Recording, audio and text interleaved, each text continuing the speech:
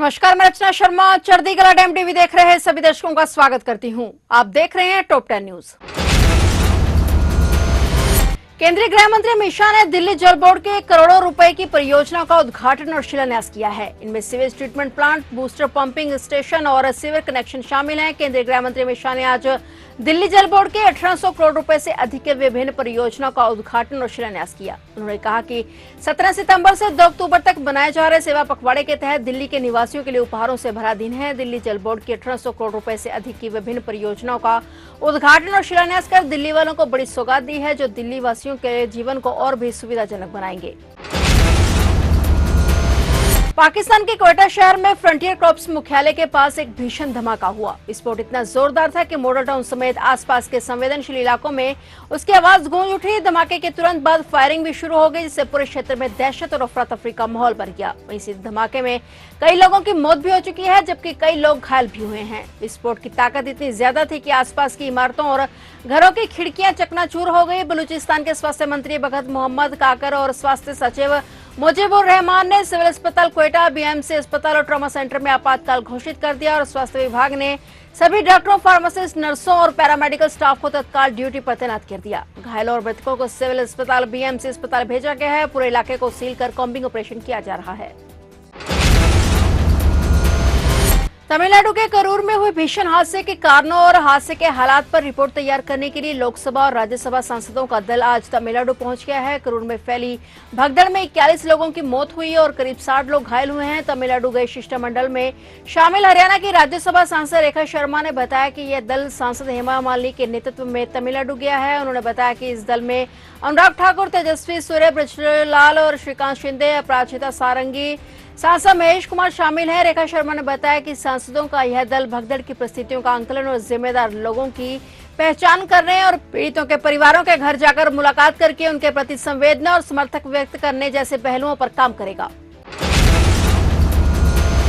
बिहार के मधुबनी जिले के जयनगर रेलवे स्टेशन के प्लेटफॉर्म संख्या 1 पर रेलवे सुरक्षा बल ने एक संदिग्ध नाइजीरियन नागरिक को गिरफ्तार किया है। मिली जानकारी के मुताबिक गिरफ्तार नाइजीरियन नागरिक की पहचान 55 साल के आफयाई अली अमीन पिता जिम्बा के रूप में हुई है। आरपीएफ प्रभारी गोविंद सिंह ने तुरंत मामले की जानकारी रेल पुलिस, खुफिया विभाग, सशक्त सीमा बल और रेलवे इंटेलिजेंस को दी। संयुक्त जांच और घंटों पूछताछ के बाद स्पष्ट हुआ कि गिरफ्तार व्यक्ति नेपाल के काठमांडू सेंट्रल जेल का सजायाफ्ता फरार कैदी है। नेपाल की एपीएफ और भारत की सुरक्षा एजेंसियों के समन्वय से पुष्टि हुई कि आफयाई अली अमीन को जून 2014 में नारकोटिक्स मामले में नेपाल में गिरफ्तार किया गया था और वह अभी भी सजा की शेष 8 महीने की अवधि भुगत रहा था। लेकिन हाल में नेपाल में हुए कैदियों के विरोध प्रदर्शन के दौरान वह अन्य कैदियों के साथ फरार हो गया था और तलाशी में आरोपी के पास से पासपोर्ट, वीजा, एक मोबाइल, 150 अमेरिकी डॉलर, 6,720 रुपए नकद बरामद हुए। सभी कानूनी प्रक्रिया पूरी करने के बाद उसे नो मैंस लैंड के कहकर नेपाल पुलिस को सौंप दिया गया है।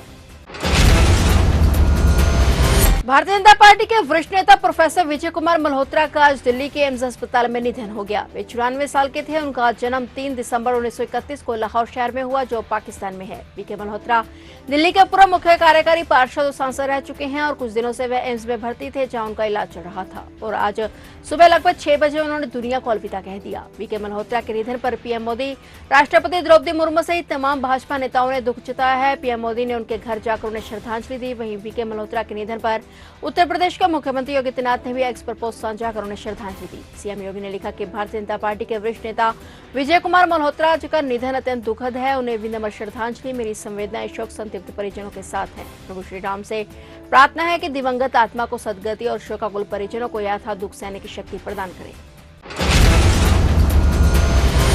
उत्तर प्रदेश के लोगों के लिए इस दीपावली कुछ खास होने वाला है। राज्य सरकार ने एक बड़ा फैसला लिया है, जिसके तहत इस साल दीपावली से पहले उत्तर प्रदेश के सभी 75 जिलों में स्वदेशी मेला लगाया जाएगा। इन मेलों में स्थानीय कारीगर, हस्तशिल्पी और छोटे उद्यमी अपने उत्पादों को सीधे जनता के सामने पेश कर सकेंगे। यह आयोजन Uttar Pradesh international trade show के बैनर तले होगा। इसके थीम स्वदेशी उत्पाद और लोकल से वोकल हो गए। मुख्यमंत्री योगी आदित्यनाथ ने इस पहल को हरी झंडी दे दी है। पहले यह मेला सिर्फ 18 मंडलों में ही लगता था, लेकिन अब इसे पूरे प्रदेश में फैलाया जा रहा है। प्रत्येक जिले में यह मेला करीब 9 से 10 दिनों तक चलेगा और इसका उद्घाटन स्थानीय मंत्री या विधायक करेंगे। वज्रकोर के गोल्डन एरो डिवीजन ने पंजाब के असल उत्तर में 1965 के भारत पाक युद्ध की हीरक जयंती पूरे सम्मान और गौरव के साथ मनाई। पैटर्न टैंकों की कब्रगाह के रूप में विख्यात यह ऐतिहासिक युद्ध क्षेत्र एक बार फिर राष्ट्रीय स्मृति और गौरव का केंद्र बन गया। पंजाब के राज्यपाल गुलाब चंद कटारिया इस समारोह में बतौर मुख्य अतिथि मौजूद थे और वरिष्ठ सैन्य अधिकारी, युद्ध के पूर्व सैनिक, वीर नारियां, प्रशासनिक गणमान्य व्यक्ति, छात्र और बड़ी संख्या में स्थानीय नागरिक इस अवसर पर उपस्थित थे। इस समारोह में उन सब वीर सैनिकों को श्रद्धांजलि दी गई जिनके अटूट साहस और सर्वोच्च बलिदान ने असल उत्तर और बरकी की लड़ाई में 1965 के युद्ध की दिशा बदल दी और भारत को विजय दिलाई। राज्यपाल कटारिया ने कहा कि सेना ने न केवल देश की संप्रभुता की रक्षा की है बल्कि भारत की गौरवशाली विरासत को भी संजोए रखा है।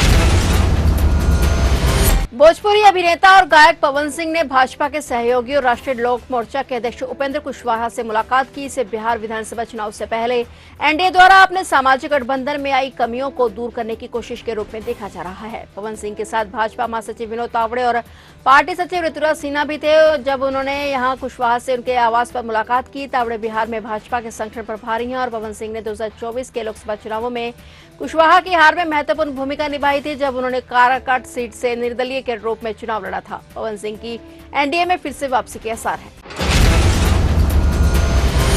हरियाणा कांग्रेस के प्रदेश अध्यक्ष बनने के बाद राव नरेंद्र सिंह दिल्ली में भूपेंद्र सिंह हुड्डा से मिलने पहुंचे। दोनों नेताओं ने एक दूसरे की नई जिम्मेदारी के लिए उन्हें बधाई दी और हाईकमान का धन्यवाद किया। बता दें कि कांग्रेस ने अपने प्रदेश अध्यक्ष और नेता प्रतिपक्ष का ऐलान कर दिया है। एक बार फिर भूपेंद्र सिंह हुड्डा नेता प्रतिपक्ष की जिम्मेदारी निभाएंगे जबकि प्रदेश अध्यक्ष पद पर उनके करीबी राव नरेंद्र को हाईकमान ने भरोसा जताया है। इन दो नेताओं की ताजपोशी से स्पष्ट हो गया है कि कांग्रेस हाईकमान का भूपेंद्र सिंह हुड्डा पर पूरा भरोसा कायम है।